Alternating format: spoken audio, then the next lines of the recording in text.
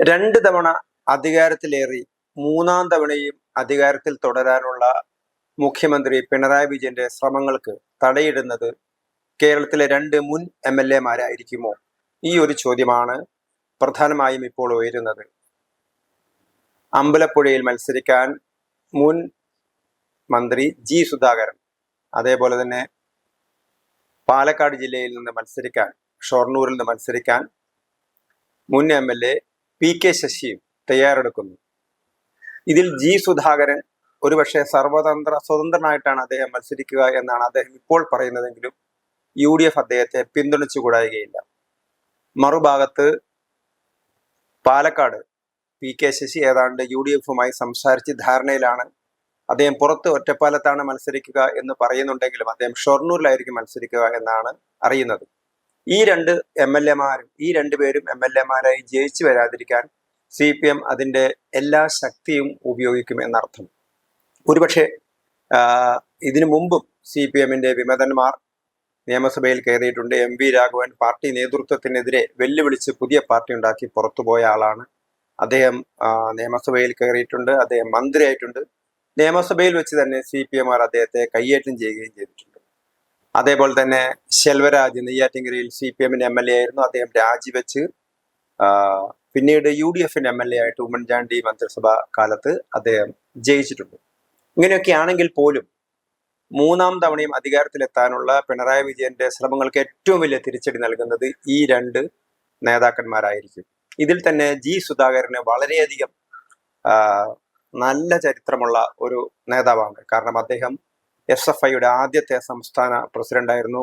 അദ്ദേഹത്തിന്റെ അനുജൻ കോൺഗ്രസ്സുകാരുടെ ആക്രമണത്തിൽ മരിച്ച SFIയുടെ പന്തളം NSS കോളേജിലെ യൂണിറ്റ് സെക്രട്ടറി ആയിരുന്നു. അതിനെല്ലാം ഉപരി 15 തവണ പാർട്ടി കോൺഗ്രസിൽ പങ്കെടുത്ത ആളാണ് ജി സുധാകരൻ. ഏറ്റവും നല്ലൊരു മന്ത്രി എന്ന നിലയിൽ, കാരണം കേരളത്തിലെ പൊതുമരാമത്ത് വകുപ്പ് ഏറ്റവും കുത്തഴിഞ്ഞു കിടന്നിരുന്ന ഒരു വകുപ്പായിരുന്നു. റോഡുകളൊക്കെ തന്നെ പൊട്ടിപ്പൊളിഞ്ഞു കിടന്ന റോഡുകളായിരുന്നു. അവിടെയൊക്കെ തന്നെ അഴിമതിയില്ലാതെ, കാരണം ഇതിന്റെയൊക്കെ പിറകിൽ റോഡുകളുടെയൊക്കെ കുത്തഴിഞ്ഞ അവസ്ഥയ്ക്ക് കാരണം ഉദ്യോഗസ്ഥന്മാരും രാഷ്ട്രീയ നേതൃത്വമൊക്കെ കാണിക്കുന്ന അഴിമതിയായിരുന്നു. അപ്പം അഴിമതിയുടെ കറ പുരളാത്ത ഒരു CPM-ന്റെ മന്ത്രിയായിരുന്നു ജി സുധാകരൻ. അത് മറ്റു പലർക്കും അവകാശപ്പെടാൻ കഴിയാത്ത ഒരു അവകാശവാദമാണ്, അല്ലെങ്കിൽ ഒരു നേട്ടമാണ്. അതേപോലെ തന്നെ ഏറ്റവും കാര്യശേഷിയുള്ള, ഏറ്റവും നല്ല മിടുക്കനായ ഒരു മന്ത്രിയായിരുന്നു ജി സുധാകരൻ. അദ്ദേഹത്തിനെതിരെ ഇപ്പോൾ ഉയർത്തിയിരിക്കുന്ന ആരോപണം അദ്ദേഹത്തിന് പലതവണ സീറ്റ് കൊടുത്തു, അദ്ദേഹത്തിന് മരിക്കുന്നവരെ സീറ്റ് വേണം എന്നൊക്കെയുള്ള ആഗ്രഹമാണ്. അതിനെ അദ്ദേഹം അതിശക്തമായിട്ട് വിമർശിക്കുന്നുണ്ട്. അദ്ദേഹം അന്താരാഷ്ട്ര തലത്തിൽ ലെനിനെക്കുറിച്ചും മാവോ സേതുങ്ങിനെക്കുറിച്ചും ഫിഡൽ കാസ്ട്രോയെ കുറിച്ചൊക്കെയാണ് പറയുന്നതെങ്കിലും അദ്ദേഹം സത്യത്തിൽ വിമർശിക്കുന്നത് പിണറായി വിജയനാണ്. അതേപോലെ തന്നെയാണ് രണ്ടാമത്തെ പിണറായി വിജയൻ മന്ത്രിസഭയിൽ എല്ലാ മന്ത്രിമാരെയും മാറ്റി, പക്ഷേ പിണറായി വിജയനെ മാത്രം നിലനിർത്തി. അതേപോലെ തന്നെ അന്ന് 2 ടേം എന്ന് പറയുന്ന MLA-മാർക്ക് 2 ടേം 3 ടേം എന്ന് പറയുന്ന നിബന്ധനയൊക്കെ കൊണ്ടുവന്നു. ഇപ്പൊ അത് മാറ്റി. അപ്പൊ ഇതൊക്കെ ഓരോ സൗകര്യത്തിനനുസരിച്ചുള്ള നിബന്ധനകളാണ് എന്നുള്ളതാണ് മനസ്സിലാവുന്നത്. അപ്പൊ അതുകൊണ്ട് അദ്ദേഹം ചോദിക്കുന്നു, ഇവർക്കൊക്കെ ആകാമെങ്കിൽ എനിക്കായിക്കൂടെ എന്നുള്ളൊരു ചോദ്യമാണ് അദ്ദേഹം ചോദിക്കുന്നത്. അതേപോലെ തന്നെ കോൺഗ്രസിലൊക്കെ പ്രവർത്തിച്ച് മന്ത്രിയായിരുന്ന KV തോമസിനെ പോലുള്ള ആളുകളെയൊക്കെ തന്നെ ഇവിടെ കൊണ്ടുവന്നിട്ട് അധികാര സ്ഥാനങ്ങൾ കൊടുക്കുന്നു. അപ്പൊ അതിനെയൊക്കെ അദ്ദേഹം ചോദ്യം ചെയ്യുന്നുണ്ട്. പാർട്ടി അണികളിൽ ഏറ്റവും നല്ല സ്വാധീനമുള്ള നേതാക്കളിൽ ഒരാളാണ് ജി സുധാകരൻ. ഒരുപക്ഷെ അദ്ദേഹത്തിന്റെ കൂടെ അങ്ങനെ ആയിരക്കണക്കിന് ആളുകൾ പോയില്ലെങ്കിലും അദ്ദേഹത്തിന്റെ കൂടെ പലരുമുണ്ട് എന്നുള്ളതാണ്. അദ്ദേഹത്തിന്റെ മനസ്സിനൊപ്പമാണ് പലരുടെയും മനസ്സ്. ഒരുപക്ഷെ അദ്ദേഹം പാർട്ടിക്കകത്തുനിന്ന് വിമർശനം ഉയർത്തുകയാണെങ്കിൽ ഇവർക്കൊന്നും ഇത് മനസ്സിലാകില്ല. പക്ഷെ ഇദ്ദേഹം തുറന്നു പറഞ്ഞതോടുകൂടി കേരളത്തിലെ CPM വലിയ ക്ഷീണമാണ് സംഭവിച്ചിരുന്നത്. കാരണം അത്രയും വലിയ കെട്ടുറപ്പുള്ള ഒരു പാർട്ടി ആയിട്ടാണ് CPM അറിയപ്പെട്ടിരുന്നത്. പക്ഷെ അതിന്റെ മന്ത്രിമാരായിരുന്ന ആളുകൾ, സംസ്ഥാന സെക്രട്ടേറിയറ്റ് അംഗമായിരുന്ന ആളുകൾ, 15 പാർട്ടി കോൺഗ്രസുകളിൽ പങ്കെടുത്ത ആളുകൾ, SFI രൂപീകരിക്കുന്നത് മുതൽ അന്ന് അതിന്റെ സംസ്ഥാന പ്രസിഡന്റ് ആയിരുന്ന ആളാണ് ജി സുധാകരൻ. അങ്ങനെയുള്ള ഒരാളാണ് പാർട്ടി നേതൃത്വത്തെ വിമർശിക്കുന്നത്. അദ്ദേഹം അഴിമതിയുടെ പേരിൽ ആരോപണ വിധേയനായ ആളല്ല.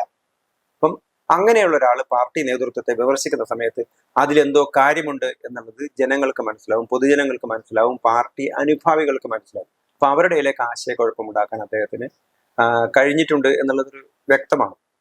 അതേപോലെ തന്നെയാണ് അമ്പലപ്പുഴയിൽ അദ്ദേഹം നേരത്തെ CPM പിന്നീട് MLA ആക്കി കൊണ്ടുവന്ന, കാരണം ആദ്യം MLA സുധാകരനായിരുന്നു, പിന്നീട് MLA ആയി കൊണ്ടുവന്ന സലാം, അദ്ദേഹത്തിന് മുസ്ലിം തീവ്രവാദികളായിട്ട് ബന്ധമുണ്ട് എന്നുള്ള ആരോപണം ഉയർന്നിരിക്കുന്നതാണ്. അദ്ദേഹത്തിന്റെ തെരഞ്ഞെടുപ്പിന് വോട്ട് കുറഞ്ഞു എന്നുള്ളതിന്റെ പേരിൽ അന്വേഷണ കമ്മീഷൻ വെച്ച സമയത്ത് തന്റെ അഭിപ്രായങ്ങൾ പരിഗണിച്ചില്ല. താൻ 20 പേജുള്ള റിപ്പോർട്ടാണ് കൊടുത്തത്. പക്ഷെ അതിലെ ഒരു വലിയ പോലും ആ റിപ്പോർട്ടിൽ ഉണ്ടായിരുന്നില്ല. എളമരം കരീം അവിടെ തികച്ചും മോശമായ രീതിയിലാണ് പ്രവർത്തിച്ചതെന്നാണ് അദ്ദേഹം പറയുന്നത്. ഇതാണ് സുധാകരന്റെ കാര്യം. മറ്റങ്ങേയറ്റത്ത് പാലക്കാട് കിടക്കുന്നത് PK ശശിയാണ്. അന്ന് അദ്ദേഹത്തിനെതിരെ ആരോപണമുണ്ടായ സമയത്ത്, ലൈംഗിക ആരോപണമുണ്ടായ സമയത്ത്, സ്ത്രീപീഡന ആരോപണമുണ്ടായ സമയത്ത് അദ്ദേഹത്തെ കുറ്റവിമുക്തനാക്കാനാണ് അന്നത്തെ പാർട്ടി നേതൃത്വം ശ്രമിച്ചത്. അന്നാണ് തീവ്രത കുറഞ്ഞ എന്ന് തുടങ്ങിയ പരാമർശങ്ങളൊക്കെ വന്നത്. അന്ന് AK ബാലനും PK ശ്രീമതിയൊക്കെ ആയിരുന്നു. പക്ഷെ അദ്ദേഹം ഇപ്പൊ പാർട്ടിക്ക് പുറത്തു പോയിരിക്കുന്നു. അദ്ദേഹം ഏറ്റവും അധികം ആളുകളെ മൊബിലൈസ് ചെയ്യാൻ കഴിയുന്ന ഒരാളാണ്. ഒരുപക്ഷെ ഷൊർണൂർ CPM-നെ സംബന്ധിച്ചിടത്തോളം ഇടതുപക്ഷ മുന്നണിക്ക് നല്ല ഭൂരിപക്ഷമുള്ള മണ്ഡലമാണ്. പക്ഷെ ആ ഷൊർണൂർ വരെ പിടിച്ചെടുക്കാൻ പറ്റുന്ന രീതിയിൽ UDF-ന്റെ പിന്തുണയുണ്ടെങ്കിൽ ഷൊർണൂർ പിടിച്ചെടുക്കാൻ പറ്റുന്ന രീതിയിലുള്ള ഒരു കഴിവുള്ള നേതാവാണ് PK ശശി.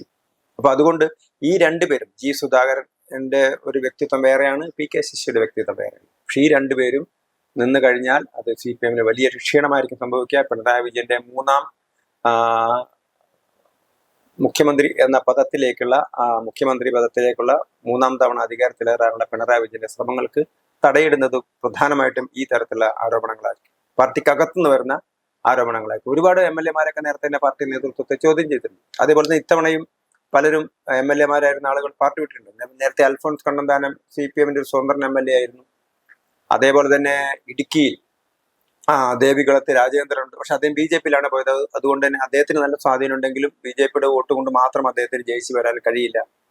അങ്ങനെയുള്ള പല MLA-മാരും പാർട്ടി വിടുന്നുണ്ട്. പക്ഷെ അതേപോലെ തന്നെ CPI-യിൽ നിന്നും ആളുകൾ പാർട്ടി വിടുന്നുണ്ട്. അതുകൊണ്ടൊന്നും അവർക്കൊന്നും വലിയ ചലനങ്ങൾ ഉണ്ടാക്കാൻ പറ്റിയില്ലെങ്കിലും ഇവരൊക്കെ തന്നെ ഇവരെ മൊത്തം പാർട്ടി നേതൃത്വത്തിനെതിരെ രംഗത്ത് വരുന്ന സമയത്ത് CPM-ന്റെ വിശ്വാസ്യതയ്ക്ക് ഒരു മികച്ച പാർട്ടി എന്ന നിലയ്ക്ക്, അല്ലെങ്കിൽ പാർട്ടിയുടെ ഒരു കെട്ടുറപ്പിനെ ബാധിക്കുന്ന രീതിയിലേക്ക് കാര്യങ്ങളൊക്കെ എത്തിയിരിക്കുകയാണ്. അതേപോലെ തന്നെ MLA-മാർക്കൊക്കെ പലർക്കും സീറ്റ് കൊടുക്കുന്നില്ല. ചിലരെ സ്ഥലം മാറ്റുന്നു.